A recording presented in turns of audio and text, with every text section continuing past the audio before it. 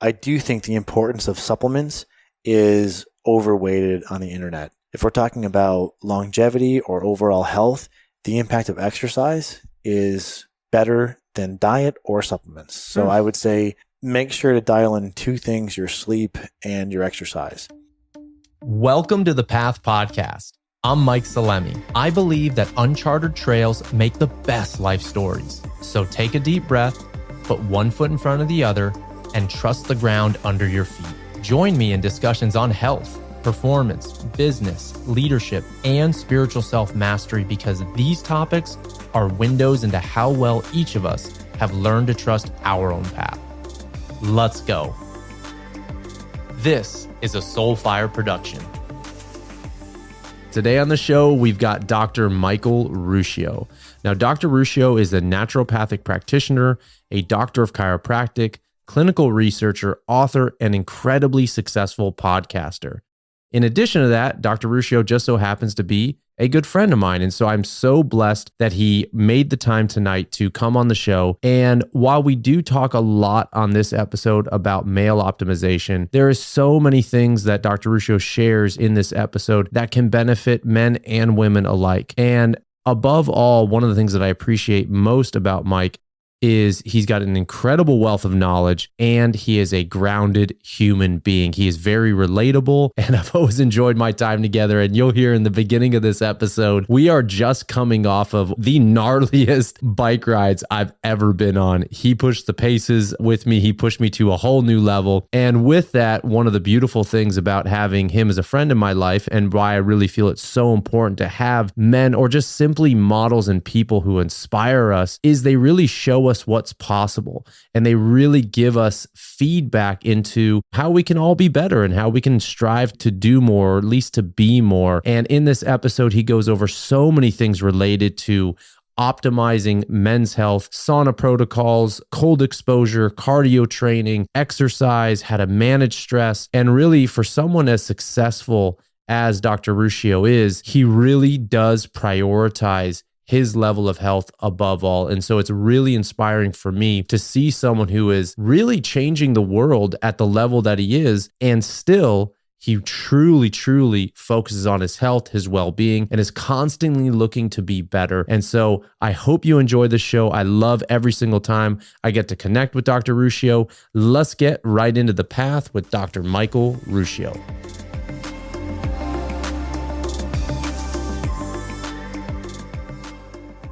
How was that ride? How you feeling?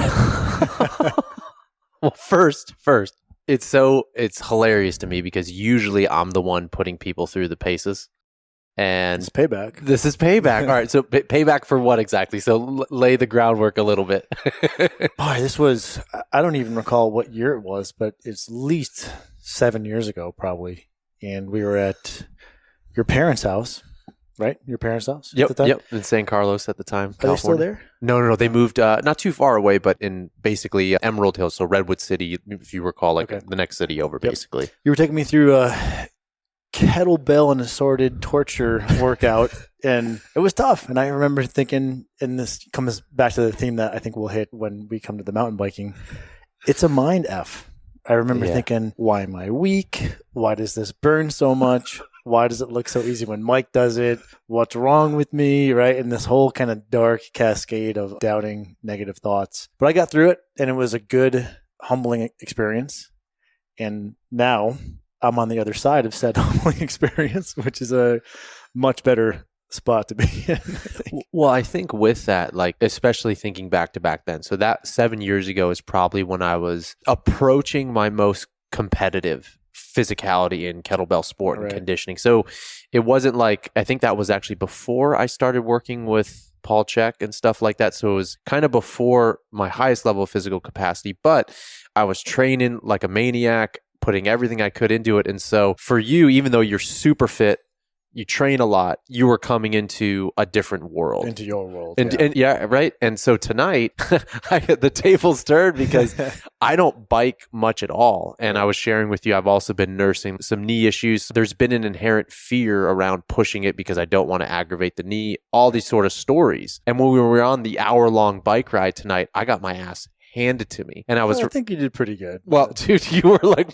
so far ahead. You had to circle back a few times. But it was such a cool thing. And this is why I think, a lot of the topic we're going to go into today is men's health. And while we may really go into the nutritional stuff, the training aspect is super important. What I was sharing with you when I thought we were done. You're like, we're a third there.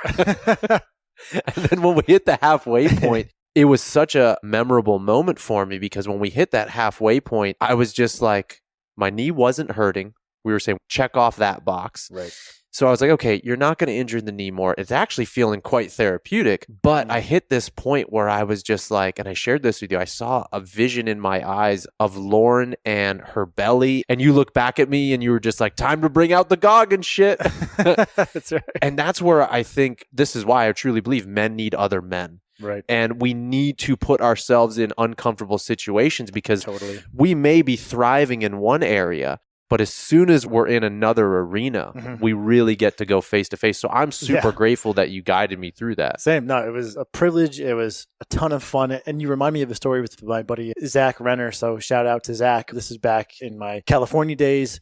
And every once in a while, I like doing this sort of cannabis and then exploration. And I wanted to bring Zach on one of these. Let's use some cannabis as a doorway into the child wonder lens that kids look through the world via, and go for a walk. And there's this footbridge in Walnut Creek. It's a wooden footbridge, and it has this iron casting around it, which goes up probably 20 feet. And it's kind of like this crisscross metal pattern. And I just got pulled into, well, let me climb up it. It'll be kind of cool to just like climb up this little bit rickety iron scaffolding. And I start climbing up, and I'm about halfway up. And in my own mind, I'm a badass. I'm like, oh man, like I climbed up here of my own accord. No one told me to do it. And I look down to where Zach was standing. He's not there. I look across a bridge to the equivalent spot where I am. He's not there. He's at the top. So I was like, God damn it. I thought I was being such a badass, and this guy won up me without even really trying. So to your point, I think doing stuff with other men, it can be humbling, it can be inspiring, it can be motivating, it can help you see blind spots, but it's definitely important. Absolutely, man. I think it's been one of probably the biggest growth promoters in my life, is just being around other guys who inspire me in different ways. And even making a transition now, one of the things that I've always appreciated and respected about you is in your field and in your space, you've studied your ass off. You've put so much into the research. You're incredibly intelligent. And this is the big thing, and in my experience of you, you're incredibly down to earth. And you're just a homie. Thank you. And I think the ability to balance those is so important as men in just general. Can we be warriors in one moment, but also can we learn to be receptive? Can we utilize some of our greatest gifts and be strong and powerful and have clarity of purpose, but can we also soften? And I would argue that most warriors are probably pretty jovial. I actually think when you're strong, you can be weak because you're less threatened. Right? Think about maybe like Game of Thrones, right? A knight walks into a bar. Hey, whatever. He fucks around with people. He's jovial. He's perhaps a bit brash because he has less to worry about. So I'll challenge a little bit the paradigm that men are this one way and they can't be soft. I think men actually are quite jovial because, I think when you're growing up, men test other men through banter. In fact, remember that car ride after, I forget what seminar. Oh, we were at Paleo FX way back when the Mind Pump guys had rented that house. Oh, yeah. It was you, I, Peter, the other kettlebell guru from Northern California. Yeah, Peter Hirsch. Yeah. And remember how we were just razzing each other in the car? Yeah. And you were like, holy shit, how are you guys so quick on the razzing? Because I think all of us came from probably like a high school clique that just did a lot of razzing. And the way that we let each other know that we liked each other was just through ball busting, right? So I think part of why men can be so open or gentle is A, because of strength, and B, because of that background of just, I guess, intellectual probing and wrestling with one another through these clever twists where you might find a little point where you can kind of razz someone a little bit, and you want to see, are they going to get defensive, or are they witty enough to parry that into some sort of witty deflection?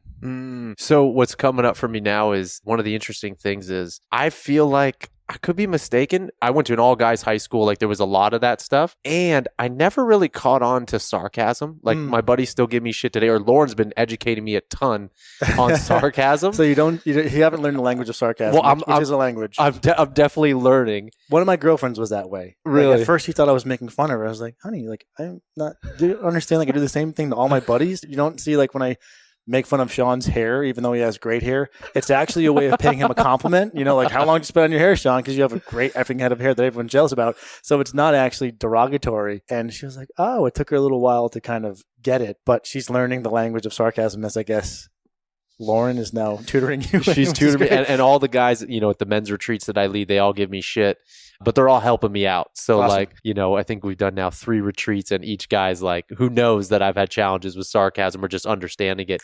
Sometimes I'll have to explain, yo, Mike, that was sarcasm. I'm like, okay, thank you for pointing that out. Now we're on the same page. And on that light, who comes up for you as, you know, 1, 2, or 3 of the most pivotal male role models in your life, and what comes up to you, what speaks to you, as what did they really leave you with in terms of as a model? Right. Great question. I think one of the first people that I guess you could say was a male role model was Brian Tracy. Oh, really? The first book I read from him was Psychology of Achievement. I still remember being, I believe it was the summer after graduating high school before college. I believe it was actually Christopher Kerouac, who does bariatric medicine at Mercy Hospital, mentioned the Psychology of Achievement by Brian Tracy. And I'm sitting there on my parents' couch, and I've got the CD player in the one hand and a notebook in the other. I'm just like, you know, so fired up to like learn some cool stuff.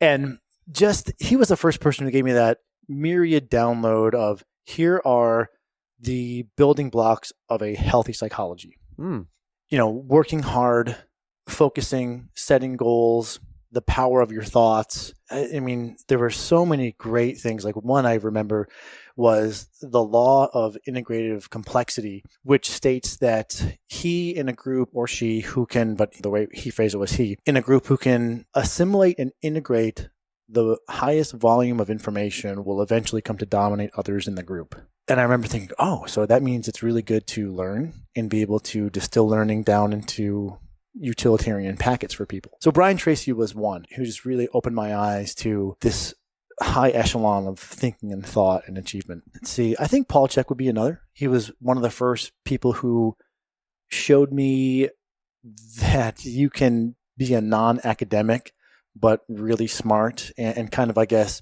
private sector learning, if you will. Because up until that point, and I came across Chek my second year of college, I was academics most of the way. And that's when I was just starting to say, I don't feel inspired by some of my teachers. Some of them were great, but some of them, I just felt like they were just kind of there. And there wasn't that passion in some of the academics. And then you find Paul Chek, and a huge degree of passion. So he would be another person. More so of late, I would say Goggins. And Goggins may be a trite person to cite, but I really do resonate with that. Shut up. It's not as hard as you think it is. Work harder. And that surfaced probably, like tonight is a good example of that. I went to, what was it, anti-aging? I think it was the American Academy of Anti-Aging Conference in Boston this year. And in the spirit of the cardio training I'm now doing, I try to do 1 hour-long session of cardio training 3 times per week. So I'm in Boston, don't have my mountain bike to cycle. So I decided to go for a run, and I had a new pair of running shoes. So running an hour in a brand new pair of shoes is a terrible idea. Didn't really think that through until 7 minutes in or so. I'm starting to feel like, ooh, this feels like a blister on this foot. Ooh, this feels like another blister. And you get to 10 minutes, and that little voice in your head's like, I should probably stop. Your feet hurt a little bit. You juxtapose over to Goggins, who run on freaking broken legs. And so that checks the voice in your head to, dude, quit being a bitch. Can I say these words on this podcast? Oh, yeah. Okay, yeah. I'm not really sure what the 100%. Profanity tone is. Quit being a bitch because David Goggins did XYZ, and you're complaining about a blister from new shoes. Now, that being said, it was hard. It was quite unpleasant to push through that. And it didn't really go away probably until the 45-minute mark. There were many times when I wanted to stop, but I didn't because of some of that just shut up and work harder sort of, Goggins approach. And that was a really helpful mental exercise. So that's a short list of a few that have spurred me. And if any others come up, I'll definitely chime in. But yeah, please do, because I feel like today men in general really don't have very many role models of whatever it is a balanced man, is to them. But also what I heard you say and what came up, let's use the example of Goggins. Like, Goggins absolutely does inspire me. Do I want to live like him? Absolutely not. Right. But I think it is important and has value of, these role models that we have. They don't have to be, at least in my experience and observation, they don't have to be everything to us. But when you can harness that Goggins element, like tonight, when we got to that halfway point, the first half of that fucking ride, the first half was negative self-talk. This is hard. I'm worried about my knee. Man, I haven't done endurance in so long. I'm lagging. All of these stories. Right. Then we got to the halfway point and you checked in on me and you basically like channel the Goggins mic. And then I saw that vision of Lauren and the baby. And I was like, I had this reinvigoration of why it's important to me to have not every day a push, but I need to be able and I want to be able to go there. Right. And I want to be able to succeed in these challenging moments. And so I think it can be really helpful to harness elements of those people. Yeah. 100%. Yeah, because you can't live like all of your role models all the time. Right. It just doesn't make any sense. But if there are certain things that appeal to you with this high achieving intellectual or this sportsman, as in Goggins, then you can borrow from those elements. And I'm sure those guys probably do the same thing. Mm-hmm. When Goggins is studying, maybe he's thinking about Jordan Peterson, right? So I think having that assortment, and this comes down to, it takes a village, right? To raise, I would argue, both children and just people of any age.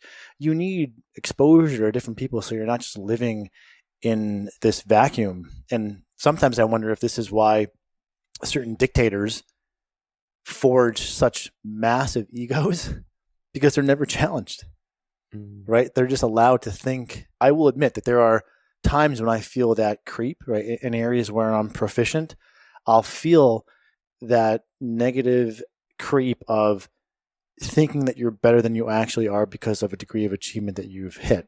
And this is where it's really helpful to countervail that with something that's humbling. I love that, man. I super appreciate that. And in your work, like you are and are seen as a leader in the health and the wellness space.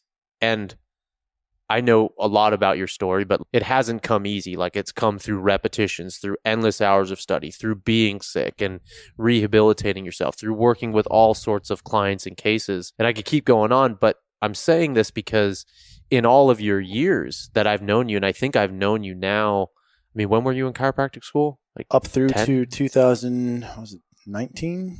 No, not 19. Sorry, 2013. 2013. I definitely met you well before then. I think like even almost in like it was 11 I think my second or third year in. Yeah, and so since that time, since I've known you, like you've grown a lot, and you really are a leader in the space. So what I'm curious is, I'd be really interested to hear your perspective. Like, I know we could really dive into some of the things for someone, a man specifically, who has a low level of vitality or who is sick, and how to get them to a balanced and healthy state physiologically. What I'm really curious about, and what I'd love to hear your experience about, is someone who is a man specifically who has a good level of health, like let's say a good baseline, but now wants to make the jump to really optimizing their health. Sure. What have you learned, especially through your own experience, as the key areas of priority to focus on? From if you're already, let's say, healed the gut issues and got all those things underway, what speaks to you as, how do we make that jump?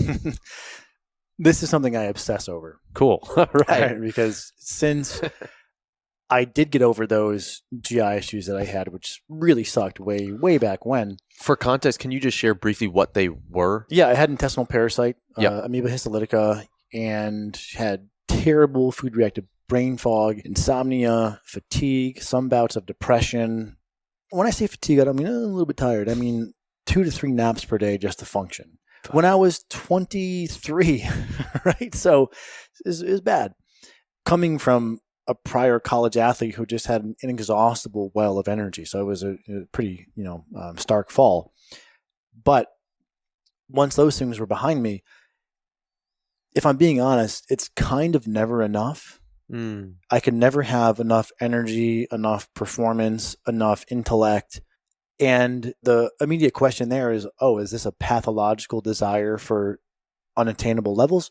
Nope. I just feel like I have more potential and I'm always trying to realize that maximum potential. So it is important to clarify between kind of a pathological, unrelenting desire as compared to a genuine and healthy intrinsic motivation to always be better. So because of that, I'm constantly messing around. In fact, you saw upstairs, there's a hyperbaric oxygen chamber that today was installed in my upstairs bedroom, which is the next experiment that I'll be tinkering with. But in terms of what things have moved the needle the most, let's just go through kind of a whole bunch please. In no particular order. Sauna. I'm now doing sauna every night, 15 minutes.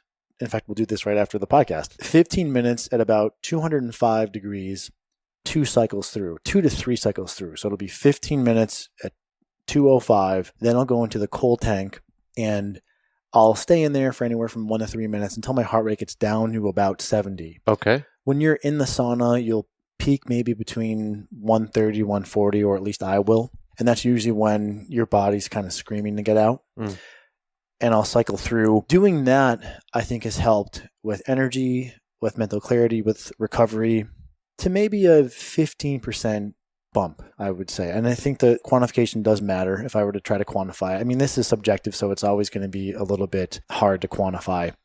Another thing that's been helpful is cold tank extended in the morning. Yesterday, I did 7.5 minutes in 38 degree water. Wow. It's always 38 degrees, at least right now. I was at 34, and I found that to be a little bit too much. So 38 seems to be the sweet spot for me, at least right now. So yesterday was 7.5 minutes. Today, I was in a bit of a rush, so it was 6.5 minutes. But that's been something over the past 2 weeks I've been going from. My normal was about 1 minute, and I've been trying to push that. And I've really been noticing that I'll just be euphoric in the mornings now. When I come in, I'm a little bit cold, but I find myself just kind of like dancing around, trying to get the body heat going. But it's like a dancing of, man, I'm just juiced. I'm focused. I'm happy. I was having a little bit of sacroiliac inflammation from lifting. And either that just went away all on its own, or the cold tank's been helping with that. And by the way, that setup that I have out there is just a modified meat freezer. It's nothing super luxurious. You can do that for just under $1,000. So it's not super expensive. I know that there's the cold plunge and there's the ice barrels. I just bought, and should be here within a couple weeks, the Odin tub. The Odin tub. Okay. This is a new one. I don't think I've seen it. I just came across it. I bought it right when I saw it. Picture a barrel sauna, but smaller and on its side. So it's wood and it's kind of oval rectangular with wood paneling on the outside, but it's only about $6,000. I shouldn't say only, but as compared, that's a good price point for solid cold plunges. There's the other wooden outdoor, I never can remember the name. It's like Mazoko, something like that. I know exactly what you're talking about. But they're like $13K. Yeah. So the Odin tub looks better, in my opinion, and it's a little bit bigger. And it also gets equally as cold and has all the same functionality. But anyway, so cold tank's been really helpful. The hour of cardio, this has been deceptive in the sense that I've been using this Garmin Phoenix to track many things, including my heart rate during exercise. And what I've learned over the past few weeks is when doing zone 2 cardio, which is what we were kind of doing today, my heart rate will average at 142. So I'm 39, and for my age, using the methadone method, it's 180 minus your age to get your target heart rate for zone 2. So averaging 142, sometimes I'll dip to maybe 137. Sometimes if I'm pushing it, I'll go up to 150, but you're kind of targeting that 142. Okay, go into the gym, do a weight training session. My heart rate was far lower than that when I used to think that I was like pushing it with the weights. So now I've been upping my weightlifting cadence and shortening my rest periods to keep my heart rate in the 140 zone, and game-changing difference in terms of the vigor of your workouts. I had to buy those wrist sweatbands because when I would do pull-ups, like I'd be falling off the bar because my hands were getting so sweaty because I was sweating so much. So the cardio training 3 times per week in the zone 2 session has given me a good base. Looking at my heart rate to up the intensity of my weight training has also just felt awesome. And then at the end of the hour of zone 2, I'm doing cycling like we did today. I'll do a Tabata run, 30 seconds all out, 30 seconds recover for 10 cycles through, which can, that can be gut wrenching, especially if you push it. There are times when I'm assuming my neighbors think someone's getting murdered, right? Because I'm like, because it's just so, like, I'll literally be making noises like that because it's just gut wrenching. And not every day is that intense, right? Some days you just don't have it in the tank and you go a little bit lower intensity. But that suite of things from a contrast perspective, hot, cold, and exercise perspective have really dialed things in nicely. If you also track the calorie burn associated with that ride that we did, about 700 calories, what we'll do after this, the sauna, for about 45 minutes total, let's say, that's about 300 to 450 calories. So that right there is 1,000 calorie burn. And I know not everyone agrees with the calories in, calories out hypothesis. I have to really credit Lane Norton for recently helping sway me to how accurate that actually is. But I've lost 5 pounds in the past maybe 3 to 4 weeks. It's only body fat because my performance is going up and my weight is going down. And so I don't think it's muscle. Which is hard to do. Yeah. And I think that's just because there was a little bit too much food consumption and the activity has also gone up. And I should mention, and also credit to Mike Mutzel, who he had this great Instagram post recently that people who exercise binge eat less. And I think as I've exercised more, my satiation has improved. And so I'm not trying to eat less, but I'm just eating less because I'm exercising more, which seems really ironic. And it wasn't that way the first week or two, especially when I was doing those runs. I felt ravenous. But now that I've kind of settled in, I'm actually eating less, feeling 0 degree of deprivation. And I think it's because I finally got the variables and the total load with the exercise to a sufficient level to really kind of hit this satiation sweet spot. Oh, okay. So I want to take it back first because you shared so many things there. If we take it back first to the sauna, so I got some questions with that. So for the sauna, like that temperature and that duration, has this been, and even with the cold plunge, has this been, with everything that you've shared, has this been a trial and an error thing and you've just come up with the sweet spot of what you really feel works for you and the metrics that you're looking for and how you're looking to feel? Or, is this protocol basically the Mike Ruscio protocol that you've kind of worked on over time? Or there's no sales pitch at the end of this podcast. All right, let's take one by one, maybe starting with the cold. Cool. So the cold has been something that has been a great teacher. Over the past 2 years that I've been using cold, my tolerance has definitely improved. But tolerance with it to stay longer, to endure lower temperatures. Exactly. I do think that as I've gotten in better physical condition with exercise, my ability to tolerate higher sauna and cold load has gone up. So it's almost like this, the better it gets, the better it gets. What's that? Is it from Leviticus? To he who has, all shall be given. To he who has not, all shall be taken away. Meaning the better that you get at, I would argue, multiple things, the easier it gets. Right? The bigger the podcast has gotten, the more people want to give me free shit. Right? It's just one example, right? And so it holds across many domains. The bigger a company gets, the more funding part. Like now that our company's gotten bigger, we get so many offers like, hey, can we give you money? Can we give you money? Wow. Well, where were you 5 years ago when we really needed the money, right? So I do feel like that quote applies in multiple domains. So one of the things I think has helped me tolerate more cold exposure is better physical conditioning. But as a quick aside, with kind of fear and challenging yourself and some of these experiences that can be humbling, cold exposure a couple of times has taken me into a place where I've gotten scared. About a year ago, I pushed it so far to a point where when I got out of the cold, I didn't feel like really cold. I just felt this click in the dial beyond cold, scared.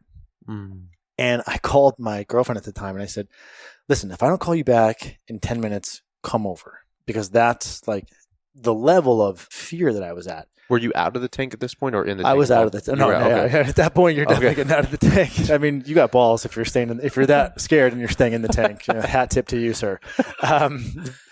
But what was so helpful about that was, I mean, when was the last time you truly felt scared?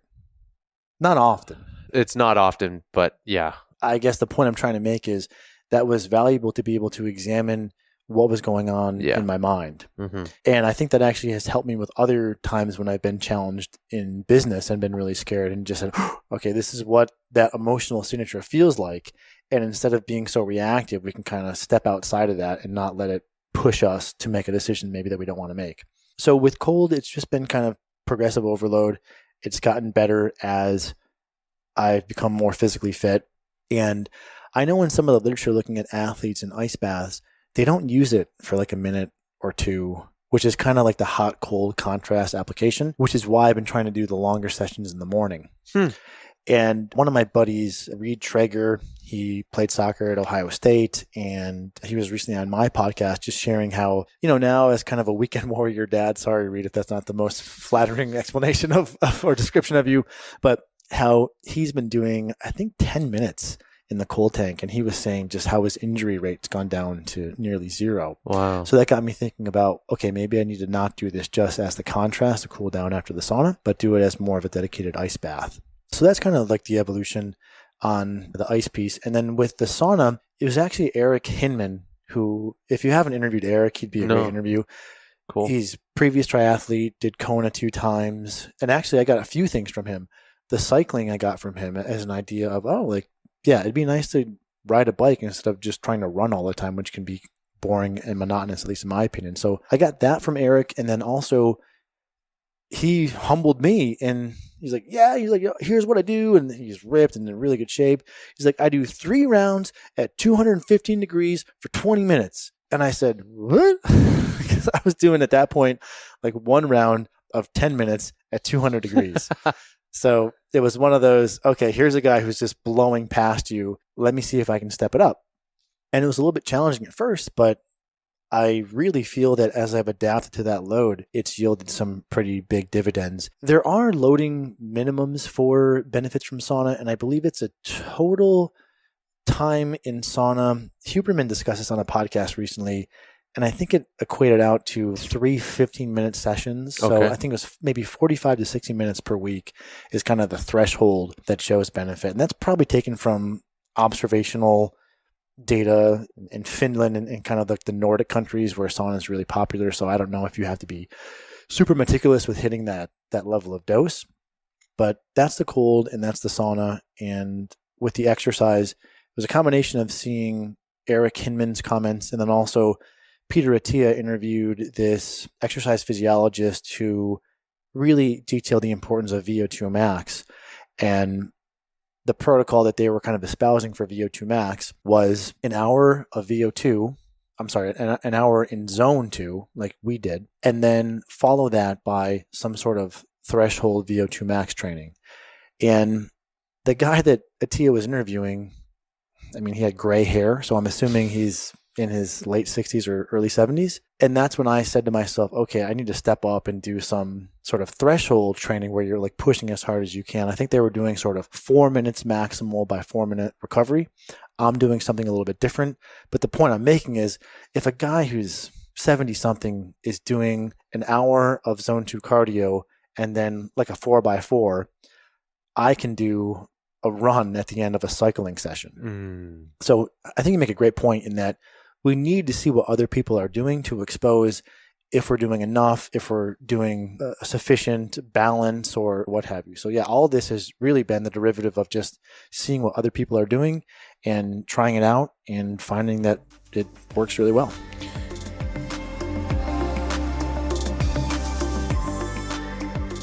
This episode is brought to you by Men of Movement. Now, Men of Movement is both my in-retreat offering that happens twice a year out in Mount Shasta, California, as well as the one-on-one coaching and small group coaching that I do for men. Now, tonight I'm going to be sharing about the in-retreat offering that is happening June 8th through the 11th.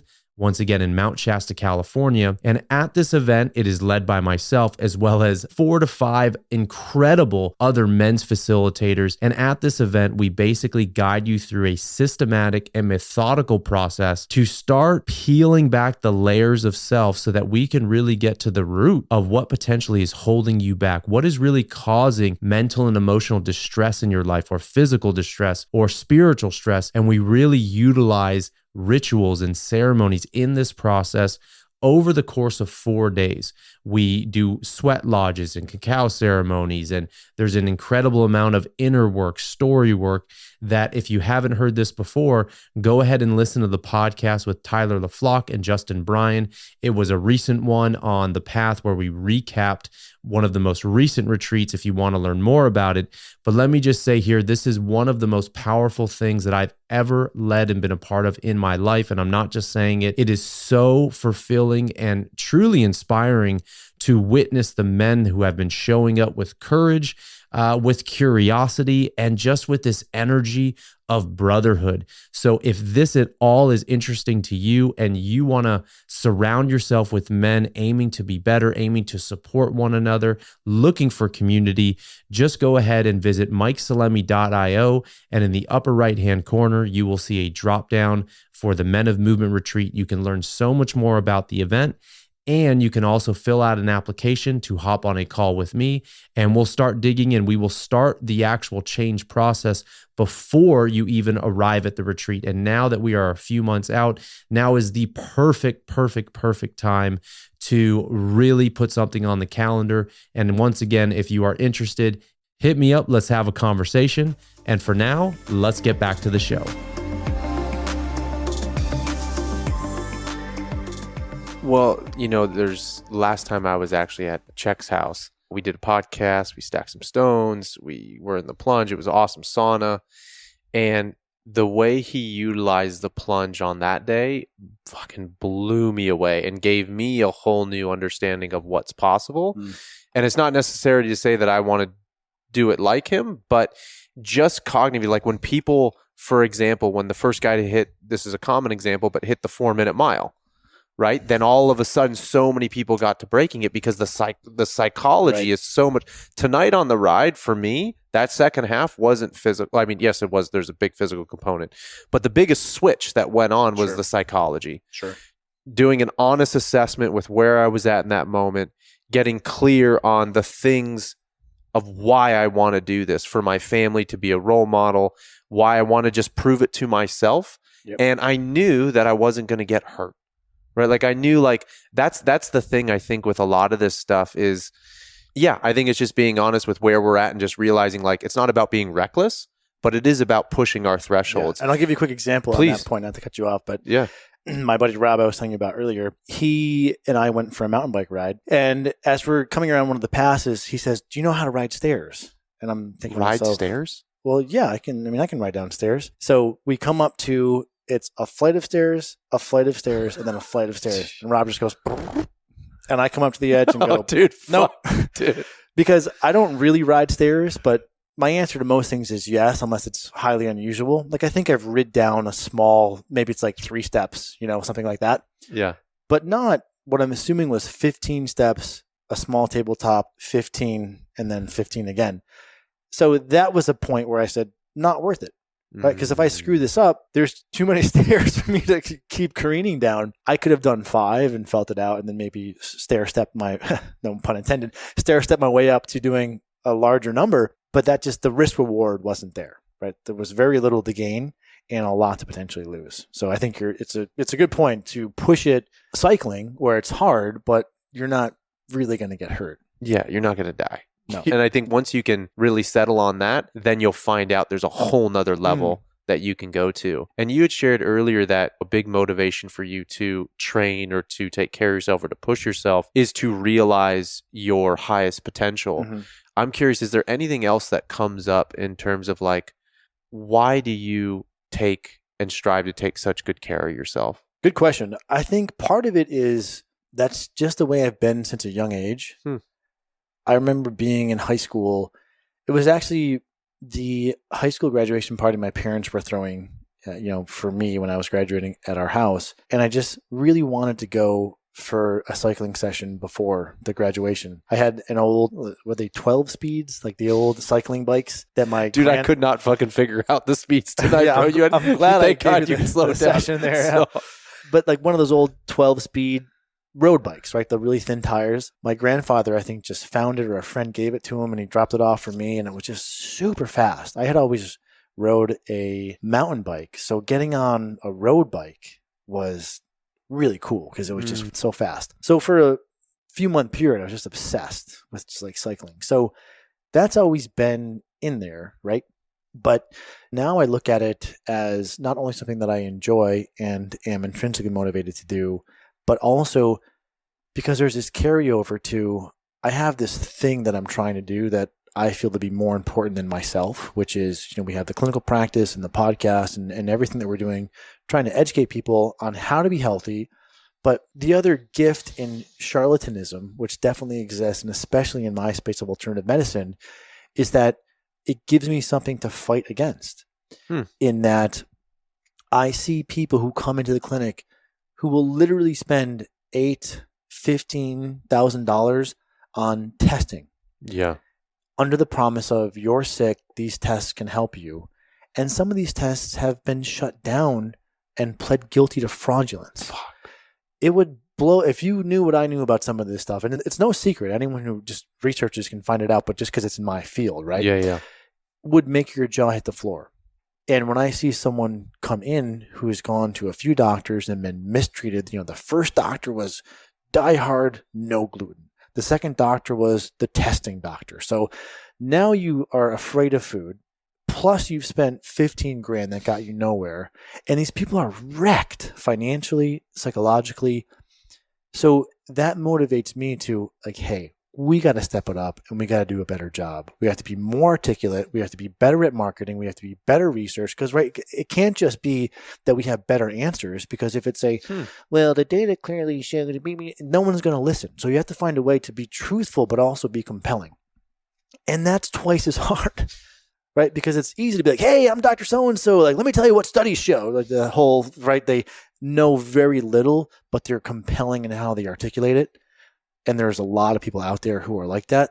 And sorry if I'm monologuing here, but one of the challenges about being cautious is it's really hard to make clear, extreme claims, because when you think about something, there's all these studies showing that therapy A helps, but there's all these studies that have shown that therapy A does not help.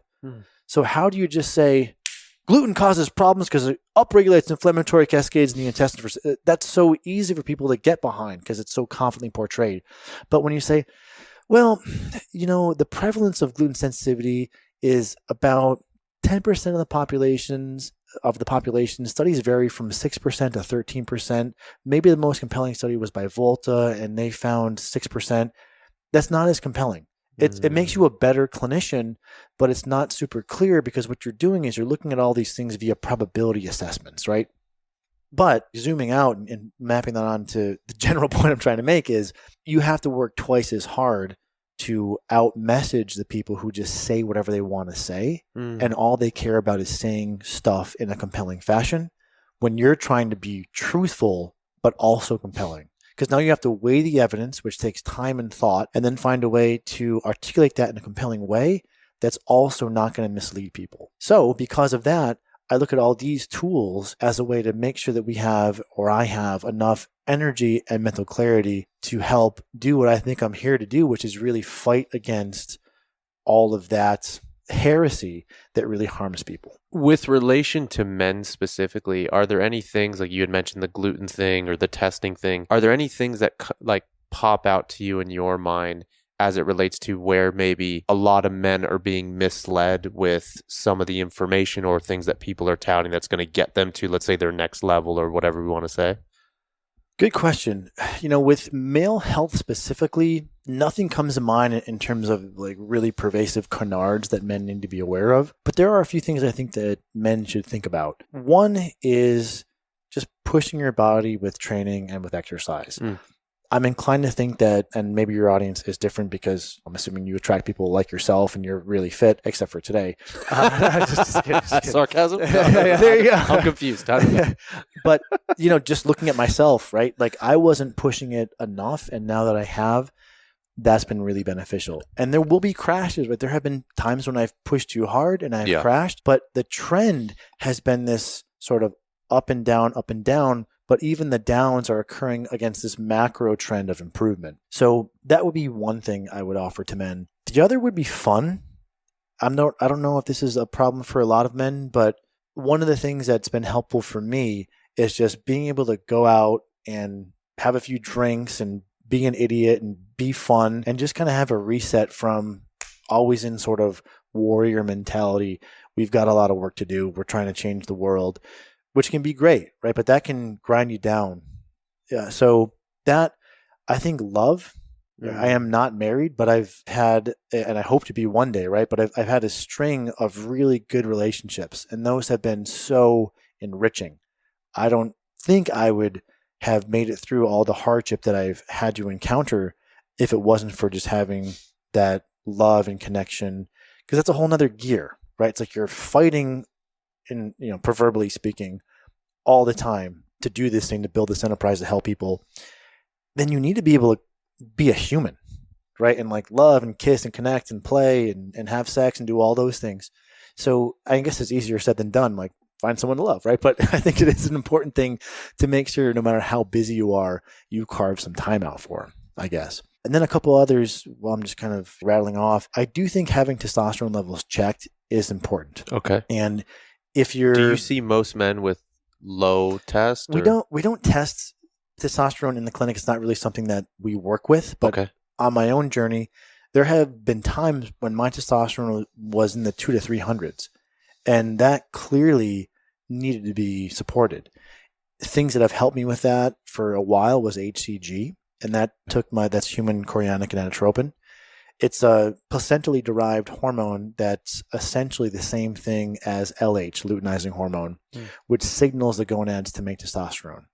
It's very well studied. It's FDA approved. It's used for men and women. And that brought me from 2 to 3s up to about 7 to 8. And what I noticed there was not, I gained a bunch of muscle and got shredded. Nope. It was mood a little bit better and mainly missing less workouts. And at the end of the day, feeling like you had something left for the other stuff that you wanted to do. That's where I think the delineation is. So if you're thinking that optimizing testosterone, and when I say optimizing, I don't mean steroids to a supraphysiological dose. That's like, go see Vinny at the gym if you want to gain 30 pounds of muscle. That's the Liver King. And yeah, that's Liver King. What I'm talking about is you're probably not going to look much different, but you're just going to feel better. Okay. And this is getting, I think age depends a little bit what the range should be, but generally speaking, you should be 7, 8, 900 is an area that you should be. I've also experimented with TRT and I found that to be beneficial. But again, I didn't gain a pound of muscle when I have used low dose TRT.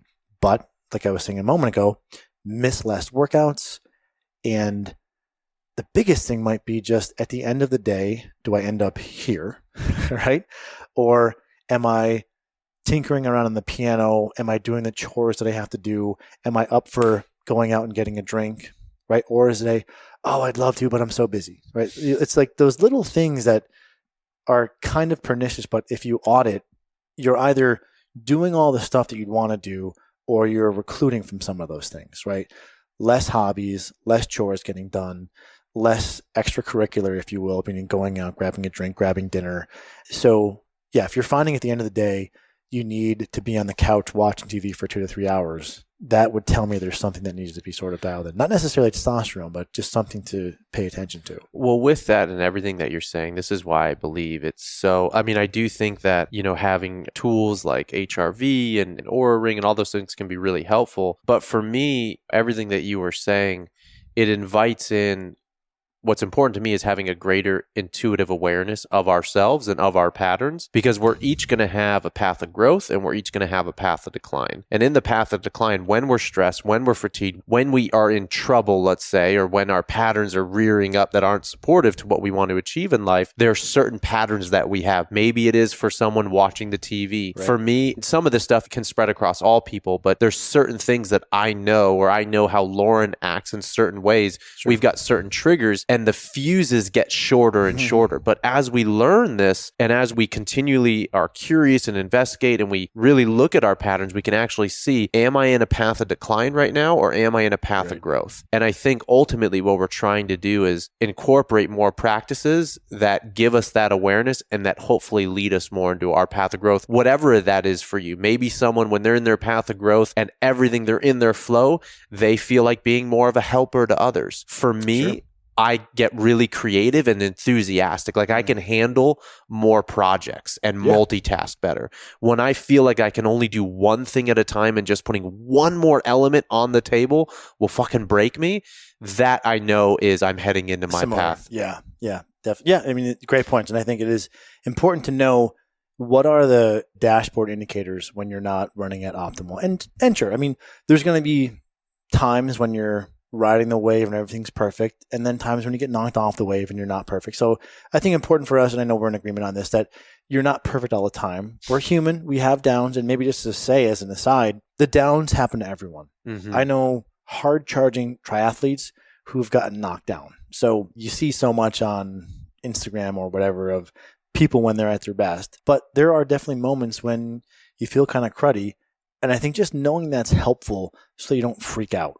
Right? Because the first few times through, I kind of freaked out. Oh my God, does this mean I'm broken and I'm never going to be able to get back to where I was before, where I was crushing every workout and had inexhaustible energy and mood and whatever else? And then you kind of recover from that down and figure, oh, it actually wasn't that bad. And in talking with other men or other people, someone else had something very similar. So it's not just me. It's somewhat normal. Don't have this expectation of perfection, because when you do and you fall from perfection, again, you can kind of freak out and get overly worried about it. And then the worry spirals you, right? And it can be this sort of downward cascade if you're not acknowledging of that. But knowing it, I think, can be a good sort of preempt not to falling into that. Absolutely, man. Like it's great, again, going back to, it's great to have role models. It's great to be around community.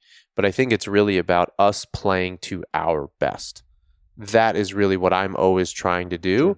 But without actually being around other men that can give me a mirror and I can actually test and play with my edges, then I really never know where I'm playing at my best. And you had said something that I think is so important, that the love component and engaging it, like life is about relationships. And a lot of men that I know, and I can fall into this too, when I'm in my path of decline, I can be more of a hermit and go towards isolation. But really, to me, what makes life worth living is being in relationship with other people. And so that component that you talked about earlier, I just want to anchor it back, because for so long, I thought that having, I went 8 years before I was with Lauren, before even any relationship. And I thought that a relationship, an intimate relationship, would actually take away from my. I remember encouraging you. Oh, you were actually, you encouraged me so much. You would always invite me out and just like, don't worry, Mike, you don't got to drink, but we're going to go out. We're going to play Sinatra and we're going to come back. And I super appreciate that. And it wasn't until I found my partner, Lauren, my fiance, that I was just like, wow, it's actually not a drain. It actually inspires me and actually gives me more energy. Yep.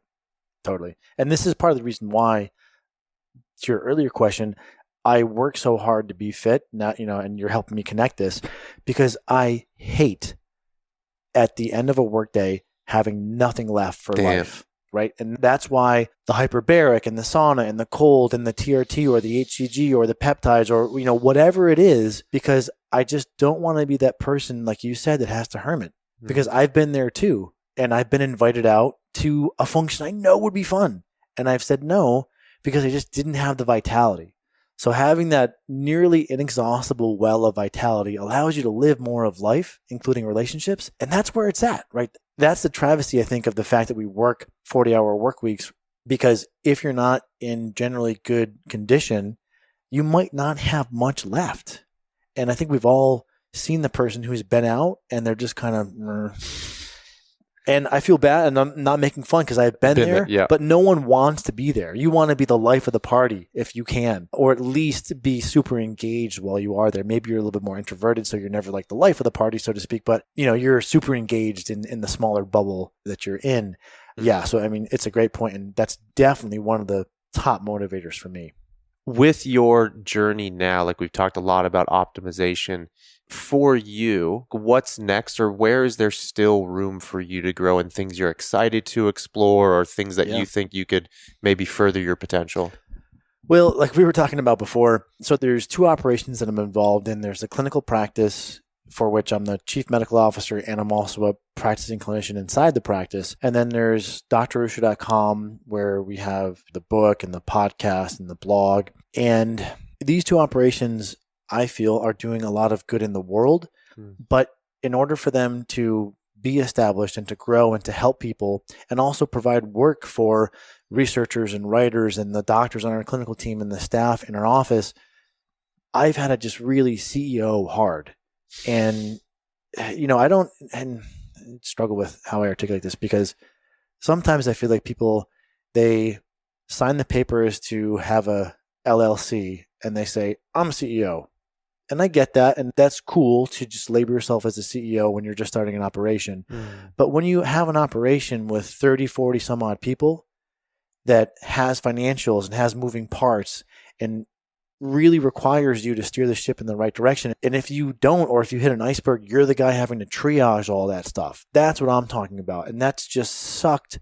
It's sucked a lot out of me. It's been challenging and it's been super rewarding, but it's been very difficult. For years. You've been years of that. For years. Yeah. And it's taken me away from the thing that I love the most, which is medical research, innovation, and education.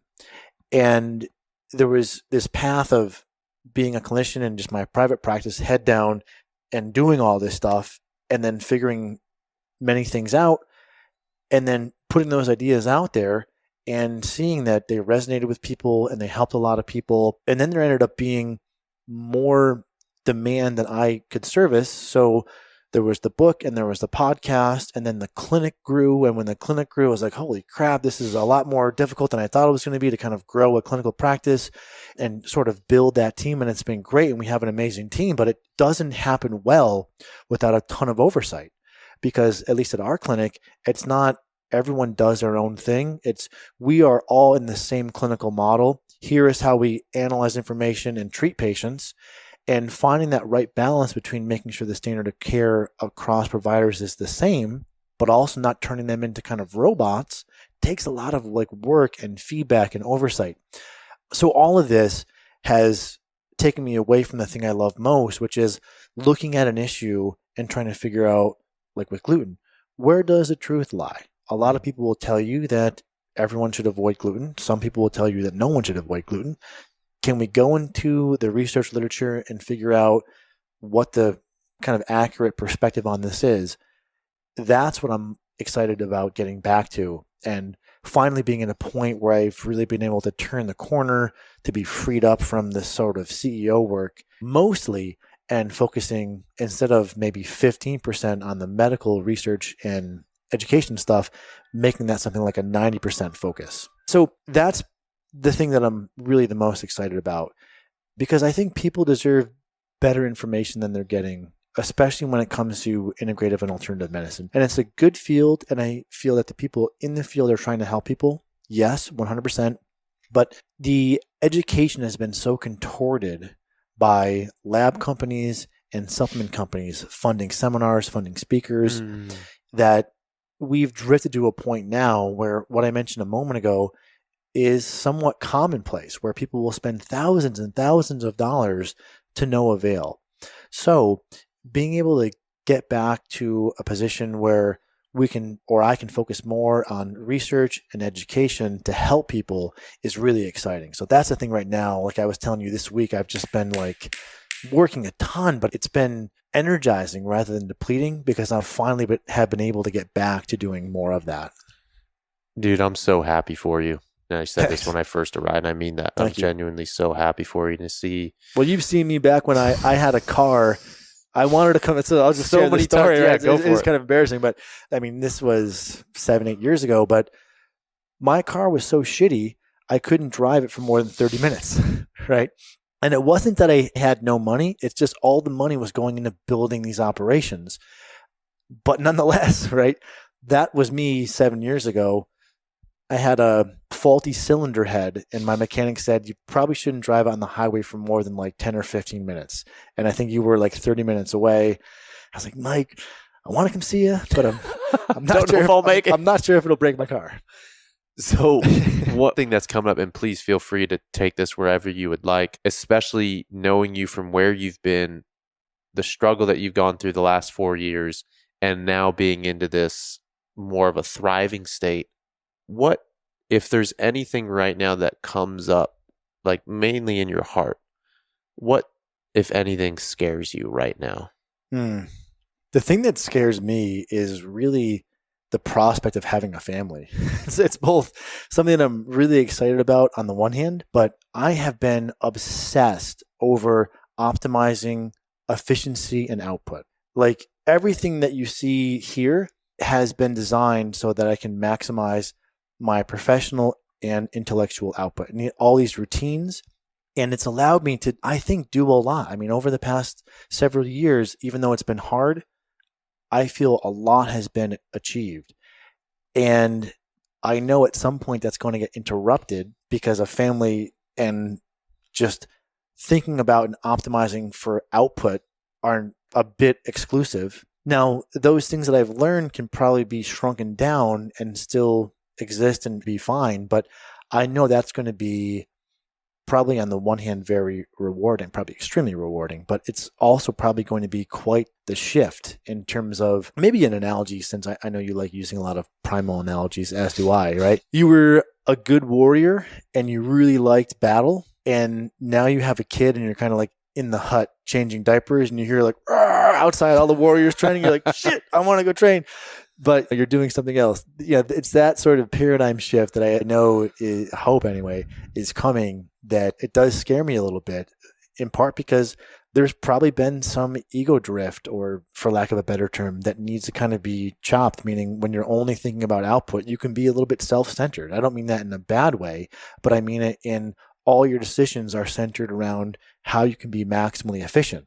So if you're a little bit mentally tired at one time point, you can do whatever other thing you need to do and then do the harder thing later at night. Let's say if you get another mental kick of energy, but let's say you have a family and you're like, oh my God, I'm in feeling that flow state mentally. I could really do a great job with some R&D right now, but it's playground time. That's probably going to be challenging. So that's something that I'm a little bit both excited about, but also a little bit scared of. If you weren't scared of that, I would be nervous for you because, I think, and to each their own for sure. I'm just speaking from my own experience, because what it shows me, at least, and knowing you, and I've met your family, like how important family is to you and how you want to show up.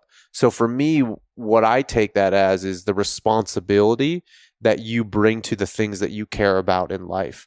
If it was like you not to be a present father or not to be present in your relation. Yeah.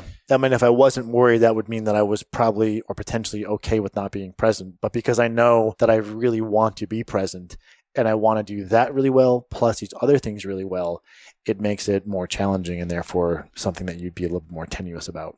Sure. And like where I'm at right now too, like within that, what I'm finding is my priorities are shifting. Sure. And I'm that warrior who loves the battle. Right. I fucking love it. I love going in and put, like, whether it's in work and all that sort of stuff. And that vision or that picture of Lauren in her belly when we were on that ride, it's like so beautiful, man. That's so great. That gave me that of all the things gave me the push to go further. And I'm just like going to reflect on that later tonight even more, because it's happening without like me putting effort into it. And I'm finding like my heart is just, I didn't know. And the baby's not even here yet. He's here, but he's not, the birth hasn't happened. And my heart is already growing literally out of my chest. Love it. And the priorities are shifting, or why I want to work, or why I'm setting more boundaries of wanting to be finished at 6:30 p.m. so that I can go on a walk with Lauren and we can have dinner. And so it's almost like, and we were sharing this before the ride, it's almost like sometimes when you're more busy, you're more efficient. I'm speaking for myself. Yeah. And it's like when you've got other things to fight for that are like, oh shit, work's important, and that's passion and purpose is important in that. And family for me is such a huge thing. And I'm finding like I'm actually being more efficient in learning what I'm okay with saying no to and saying yes to. And everything is getting more efficient and dialed in. Yeah.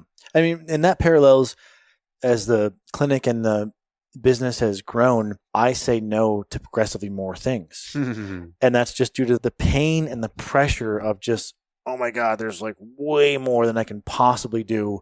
Some stuff has to give. And I don't want to say no to this collaboration or to this interview or to whatever it is, but I kind of have to. So I do think you make a great point again, which is that pressure forces you to be more efficient. And I think a lot of men thrive on that. And then a lot of men also try to do it all. And literally, it's impossible to do everything. The thing that's given me so much clarity is, or just giving me so much like oomph behind what I'm doing is, okay, these are the 3 things. Instead of 10 things, I'm going to focus on 10 different offers. What are the 3 things that I want to do a really good job in? Absolutely.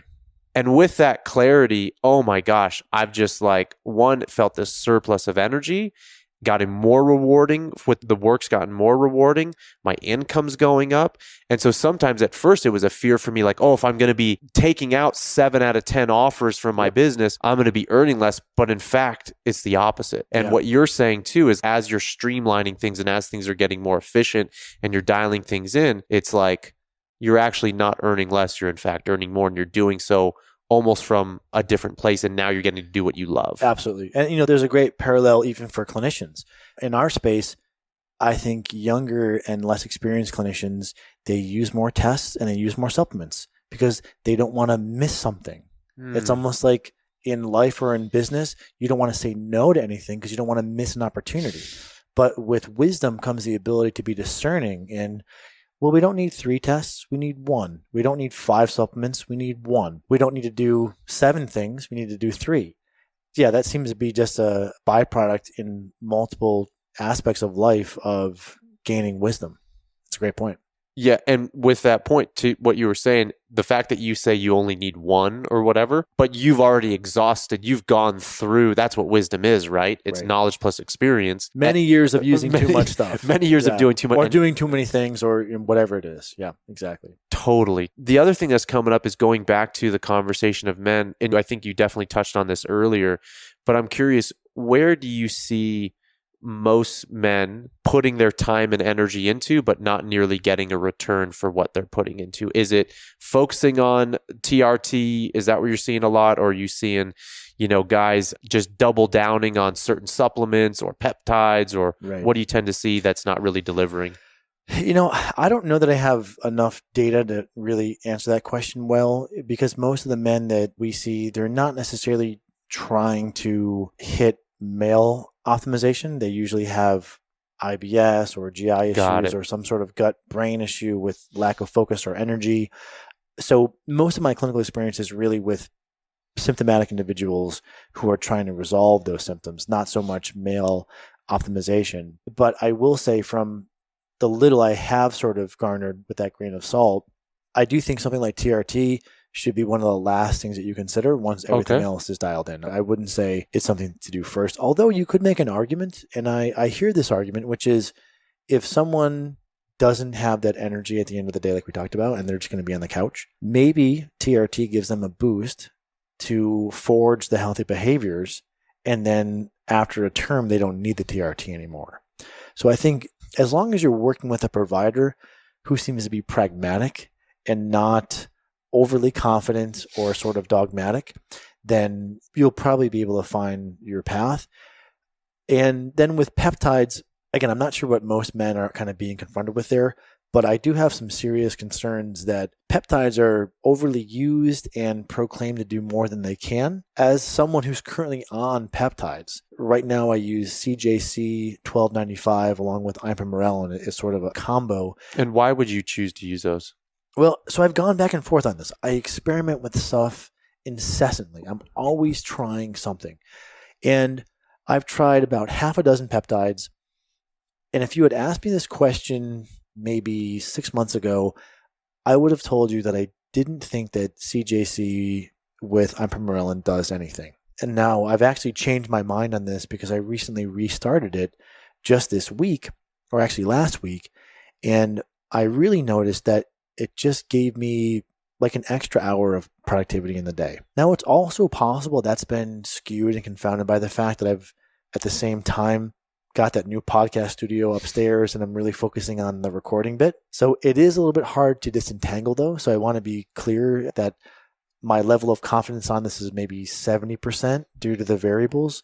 But what I have noticed since restarting the peptide is, again, that last hour of the day that would typically be just chilling, reading, maybe watching a little TV, that's now just doing stuff, right? It might be music, it might be chores, but I just don't feel like I have to do nothing, which is a great feeling. And I think what had happened was I had been on CJC prior, but I had been on it for nearly a year.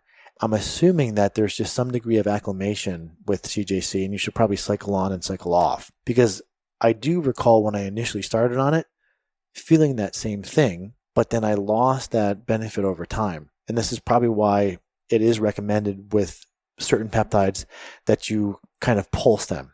You maybe 3 months on, 1 month off, or something like that. So as to keep optimal receptor sensitivity. But I didn't want to stop because I had gained a benefit and I didn't want to take the foot off the gas, especially because this year, certainly just the demands upon me were ridiculous. So I didn't want to give up anything to potentially gain an edge. But I guess there's a lesson here, which is some of the tools can't be used in perpetuity, right? The tool that helped you for a term may need to be cycled off or withdrawn for a little while. And this is actually a really important concept because for supplements, we'll see people in the clinic who are on 20 supplements. And it's the one thing that helped me or that I read a blog about from 3 years ago, plus the thing from 2.5 years ago, right? And so over time, they just aggregate more and more and more stuff. And there's never this, well, let me reevaluate if this is helpful, or let me pause on some of these things and then restart and see if they still elicit a benefit. So I do think certain peptides can be helpful, but probably important to cycle them and then also periodically revisit sort of your optimization protocol and try to weed things down so that you don't end up on a gazillion things. And also to your point there, it's like if you were to go off of them, obviously you don't want to like be just demoralized. Like you want to I love what you were saying, use it to build up your level of health, test where you're at, see if it's in fact helping you or not. But if you're taking 20 supplements to function for extended periods of time, right, then we probably need to look potentially at just some of the foundations of stuff. What's your gut health? Are you getting sunlight? Are you sleeping? Do you have a sound workout program? Do you eat nutrient-dense food? Absolutely. Because all of these things that we're talking about for optimization, these are all things built upon. And that's why I wanted to be clear in the beginning of this show. Yeah. These are things built upon a solid foundation. 1,000% super important, and just echo that. I wouldn't recommend any of these things if you don't have the foundation. Sleep, way more impactful than peptides, in my opinion. But if you are truly trying to optimize, then maybe getting maximal productivity out of that last hour is where these things come in. Just as one sort of example of, well, when we're trying to optimize, what are we trying to do? Well, I mean, ostensibly, that's not someone who has any major problems.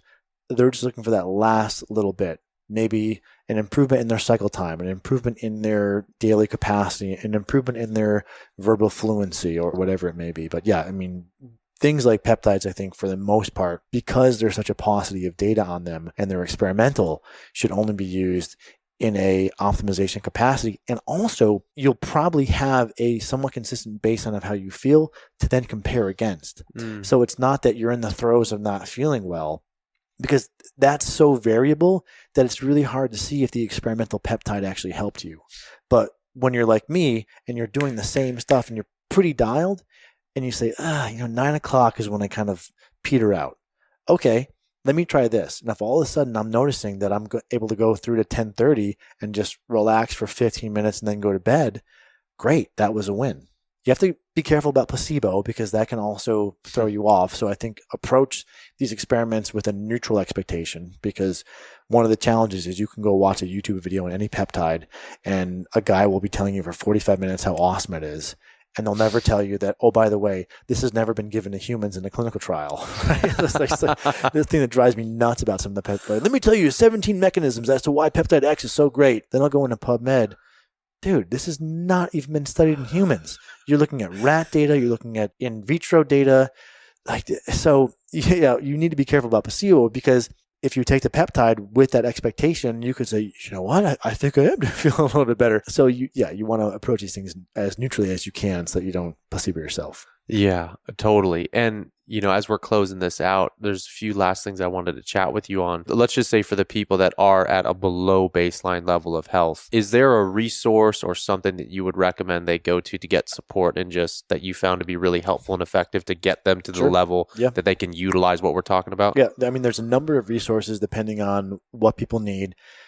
I wrote the book, Healthy Gut, Healthy You, which was essentially 3 years of my life trying to take what I was doing in the clinic and put it into this sort of self-help guide. So I'm biased here, obviously, but I would highly recommend Healthy Gut, Healthy You. There's our clinical practice if people need help with that. There's a ton of information on our podcast and on our blog. And then as an aside, if anyone listening to this has a lot of fear around food or their healthcare or related items, we've really been finding the Gupta, Gupta, limbic retraining program to be really helpful for people who maybe have seen 3 or 4 providers and they all told the individual how broken they were, right? And so now they're avoiding lots of foods. They're a little bit maybe socially reclusive because they're afraid of gluten or lectins or dairy or whatever. They're on a lot of supplements and they're just kind of in this bad place where they're hyper monitoring their body, and every time they have a little symptom, they kind of get really fearful about that, and they think, oh my God, it's this thing or it's that thing. That sort of syndrome, those people can be really challenging to help sometimes because they don't realize that the way they think about their health is part of the problem. And this is where something like the Gupta limbic retraining program has been really helpful. And Gupta has published 2 clinical trials. So he has partially put his money where his mouth is, scientifically speaking. Okay. Well, thank you for sharing that. And last thing before we close, brother, if you could share a little bit, you hooked me up with, I think people would be really curious. You hooked me up with a little bit of we took something pre-workout, we did something post. Right. What have you seen within your own experience to be very effective for your body, and maybe some people should start looking into for pre-workouts and post-workouts nutrition? Yeah, I used a few supplements pre-workout, an LMNT pack, a capsule of arginine, and then it's called nitric oxide ultra is it by Vital? It's either by Vital or I think it's actually by Pure Encapsulations. It's essentially citrulline, which is kind of a longer acting form of arginine, plus cranberry, all sort of vasodilators. I'll also sometimes use ribose and carnitine. Designs for Health has this cool product called RiboCarniclear. And then I'll also use their beetroot concentrate shots. And I'll use those before cycling. For endurance stuff, right? Beets are typically for endurance, And beetroot has been shown via a meta-analysis to have a significant effect on endurance. It's a small effect. So there's a difference between statistically significant, which means it's not just mathematical chance, versus clinically meaningful, right? This is really important too, because you could say studies find that let's say probiotics lead to weight loss. This is true, but the effect size is really small. So even though it wasn't mathematical chance, it was statistically significant, it wasn't really clinically meaningful. So that's important to delineate. With the beetroot, it was a small impact, but for me, disposable income is not a big deal, right? Like dropping $70 per month on this experimentally, not going to break the bank for the position that I'm in. So I don't care in that regard. And maybe it's giving me a small bump. And then post-workout, creatine, and we used coconut water, a little bit of green juice, a little bit of a red juice, and then a whey protein. Beautiful, man. Well, I feel really good. So thank you, man. And thank you for the push tonight, bro. Thank you for inviting me in your home. Absolutely. I'm so glad that push gave you that vision because, I'm a very sort of vision driven guy. And man, those visions are just huge wins in the sales and motivation. So I am stoked that you had one. Hell yeah, man. Well, I think, if anyone, whether you're a guy or a lady, listen to this, a lot of what we shared, there was application to men specifically, but so much of what you shared and dropped knowledge will apply to anybody. And I think a lot of times, one of the biggest takeaways that I'm taking from your conversation and what we're chatting about is like some of the intangibles, the play and the love and doing an honest assessment of yourself and pushing yourself to explore new thresholds, getting around other people that want to see you succeed and want to push you in different ways. That's as important as all of just getting even getting lost in the data or the supplements or whatever. It's like, those are the things to me personally that truly make, when we're talking about optimizing health is not just a physical thing. Health is mental, emotional, physical, and spiritual. So you hit on so many good things, man. As we close out, is there anything final words that are coming up for you that you'd love to share? One would be that I do think the importance of supplements is overweighted on the internet. Okay. There was a great podcast with Peter Attia, and he did a phenomenal job of breaking down that if we're talking about longevity or overall health, the impact of exercise is better than diet or supplements. So I would say make sure to dial in two things: your sleep and your exercise. And then the other thing, I guess, would be push yourself. Every time I've pushed myself, maybe not every time, that's a little bit too sweeping of a statement, but there's a very strong net benefit to pushing yourself. So if you haven't pushed yourself, try something new. Change it up, push yourself, confront that fear or that wall or that level of discomfort, because there are such gifts there. And it might be a vision, it might be a realization, it might be an idea, but within that, as Goggins would say, through his suffering, he's learned so much, right? So suffering can be a gift. I wouldn't say put your hand on a hot stove, but the point is use opportunities to challenge yourself to learn, and that is usually a pretty high ROI. I love it, brother. Well, thank you so much once again for having me, for having this conversation, dude. It's been great. So grateful we got to reconnect. Thank you. Appreciate you. Thanks for listening. Be sure to follow the podcast on Apple and leave a review. It means a lot. We all have a path, and I'd love to hear how this podcast has inspired you in some way to live yours.